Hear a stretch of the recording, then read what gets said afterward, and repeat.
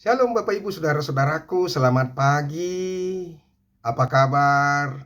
Saya berharap kita semuanya tetap dalam keadaan yang semangat, penuh sukacita, penuh kegembiraan. Mari camkan dalam hatimu, aku harus bergembira. Aku harus bersukacita.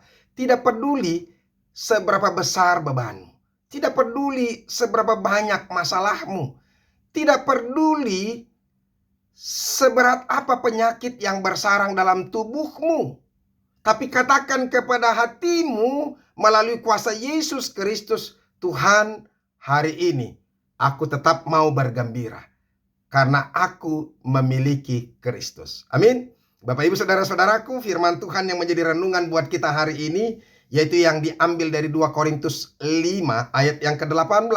Tetapi sebelumnya marilah terlebih dulu kita menyerahkan hati dan pikiran kita untuk diterangi oleh Roh Allah. Mari kita berdoa. Kasih karunia dan damai sejahtera dari Allah Bapa dan dari anaknya Tuhan Yesus Kristus, itulah yang menyertai hati dan pikiranmu sekalian. Amin. Bapak Ibu Saudara-saudara, 2 Korintus 5 ayat yang ke-18 dikatakan demikian. Dan semuanya ini dari Allah, yang dengan perantaran Kristus telah mendamaikan kita dengan dirinya, dan yang telah mempercayakan pelayanan pendamaian itu kepada kami. Demikianlah firman Tuhan. Bapak Ibu Saudara-saudaraku yang dikasihi Yesus Kristus, ketika manusia pertama yaitu Adam dan Hawa diciptakan oleh Tuhan dan ditempatkan di Taman Eden, mereka itu dalam keadaan yang baik. Saya mau katakan kepada kita sekali lagi bahwa mereka hidup dalam keadaan baik, penuh sukacita, penuh dengan ketenangan, penuh dengan kenyamanan. Mereka hidup dengan damai sejahtera. Tetapi sayangnya ketika mereka tidak mau melakukan apa yang Tuhan katakan, bahkan mereka melanggar apa yang Tuhan katakan, segala situasi yang baik itu menjadi rusak, hancur, berantakan. Hubungan antara manusia dengan manusia pun retak. Adam dan Hawa saling tuding-menuding, saling menyalahkan. Tanah dikutuk oleh Tuhan sehingga tidak menghasilkan banyak buah. Dan begitu juga saudara-saudara, yang paling parah, manusia sudah melawan Tuhan, lari dari kehendak Tuhan dan memusuhi Allah. Sehingga mereka juga harus diusir dari Taman Eden itu. Itulah situasi yang terjadi bagi mereka. Tetapi untungnya kasih Tuhan itu begitu besar bagi kehidupan manusia yang diciptakan. Kita beruntung saudara-saudara karena Tuhan kita Maha Pengasih. Dia tetap memiliki kasih yang lebih besar daripada dosa-dosa kita. Itu yang menarik. Dan ingat saudara-saudara, kalau engkau manusia yang berdosa sebesar apapun dosamu, ingat kasih Tuhan lebih besar dari dosamu. Makanya mari datang kepada Tuhan. Dan jangan lakukan dosa lagi. Kalau engkau menyadari bahwa dosamu begitu besar, mari datang kepada Tuhan sebab Tuhan mau mengampuni kita. Itu yang paling harus kita camkan dalam hati kita. Tuhan tetap setia dan mau mengampuni kita. Itu yang luar biasa.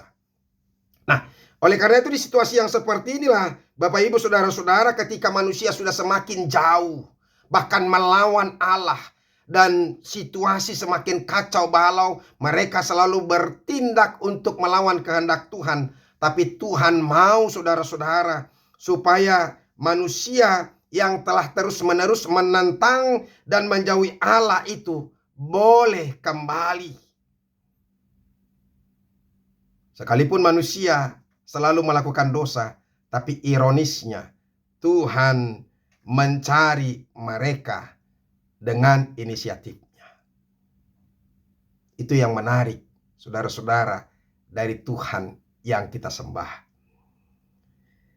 Saudara-saudara, kita tidak akan bisa datang kepada Tuhan dengan upaya kita sendiri. Tuhan yang mencari kita. Kita yang sudah lari dari hadapan Tuhan dan selalu melawan kehendak Tuhan dan selalu melanggar apa yang Tuhan katakan, Dia sendiri yang berinisiatif untuk mencari kita semuanya.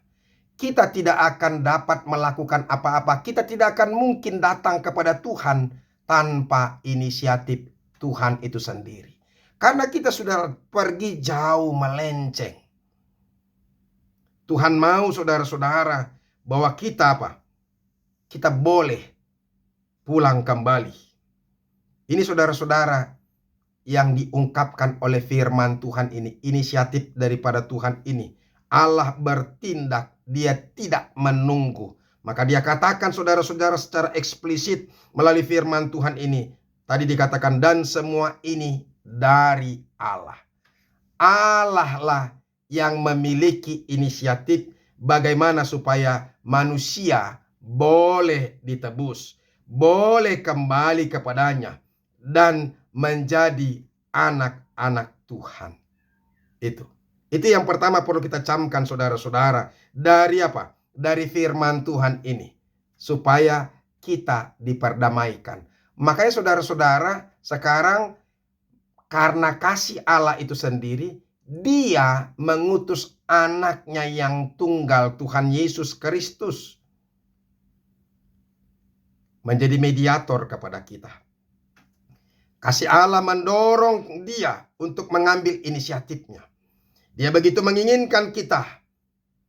Tetapi persoalannya saudara-saudara, kita tidak akan mungkin datang ke pelukan Bapa itu sendiri dalam keadaan keberdosaan kita. Tidak akan mungkin. Karena Tuhan yang kita sembah adalah Allah yang Maha Kudus. Allah yang Maha Sempurna. Tidak akan mungkin Tuhan bisa hidup merangkul kita, hidup bersama dengan kita, menerima kita, tanpa kita sendiri dikuduskan atau ditebus dari dosa-dosa kita. Makanya saudara-saudara, kita adalah orang-orang yang berdosa. Bagaimana mungkin Pencipta yang Maha Kudus bisa mendekap kita dalam keberdosaan kita tanpa melakukan apa-apa? Allah tidak akan mungkin melakukan sesuatu yang bertabrakan atau melawan hakikatnya atau sifatnya. Oleh karena itu saudara-saudara, inilah hikmat Tuhan. Saudara-saudara, justru inilah hikmat Tuhan. Dia mengutus anaknya. Saudara-saudara, ini mau dikatakan oleh firman Tuhan dari 1 Korintus itu ayat 18 atau ayat yang berikutnya. Ya kan? Yang orang Yahudi dan Yunani menganggap itu merupakan kebodohan. Kebodohan. Allah menjadi manusia dan Allah mati disalibkan. Padahal justru itulah cara satu-satunya, hikmat dengan hikmat Tuhan. Bagaimana mungkin kita akan ditebus? Karena Allah memiliki keadilan dan kekudusannya. Dari keadilan, manusia yang berdosa harus dihukum. Dan ketika manusia dihukum, maka dia akan binasa. Sementara Tuhan mengasihi manusia. Makanya bagaimana caranya supaya manusia yang berdosa itu lepas dari hukuman? Maka dibutuhkan apa? Penebusan. Pengganti kita untuk menghadapi hukuman itu. Maka Kristus yang menjadi Allah itu, yang adalah Allah itu, menjadi manusia. Dan Dia mati disalibkan. Kalau tanpa Kristus, kita semuanya tidak akan memiliki apa-apa. Bahkan kita semuanya akan dihukum dan menerima neraka yang kekal itu.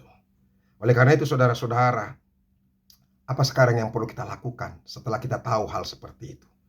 Bahwa Yesus sudah mendamaikan kita. Ini tugas pendamaian disampaikan kepada kita semuanya. Yang pertama, mari percaya.